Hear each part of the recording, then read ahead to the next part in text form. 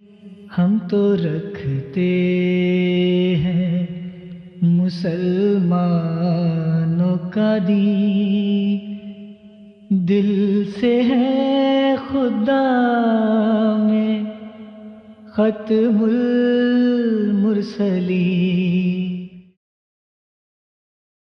اگر حضور اکرم صلی اللہ علیہ وسلم کے بعد کوئی ذیلی نبی آ سکتے ہیں تو کیا حضرت مسیح موعود علیہ السلام کے بعد بھی کوئی ذیلی نبی ہو سکتا ہے؟ بات یہ ہے، حضرت صلی اللہ علیہ وسلم نے فرمایا کہ میرے اور مسیح کے درمیان میں کوئی نبی نہیں ہے۔ اس کا مطلب ایک پیشگوئی آنسر نے فرما دی کہ مسیح موعود جو ہوگا، مہدی موعود جو ہوگا، اس کا اسٹیٹس نبی کا ہوگا، ٹھیک ہے، اور اس شریعت کو جاری کرنے کے لیے آئے گا۔ اور حدیثوں سے بھی یہ ثابت ہوتا ہے کہ حضرت صلی اللہ علیہ وسلم نے جو عرصہ بتایا، پہلے زمانہ نبوت کا، پھر خلافت کا، پھر بادشاہت کا، پھر ظالم بادشاہت کا، پھر مسیح موعود کے آنے کا زمانہ، جو ریوائول کا زمانہ ہوگا اسلام کی، اس میں مسیح موعود نے آنا ہے۔ تو ایک نبی کا آنے کا تو ذکر ملتا ہے۔ ہاں، اس کے بعد اللہ تعالیٰ کی جو ایٹریبیوٹس کو تو ہم بند نہیں کر سکتے۔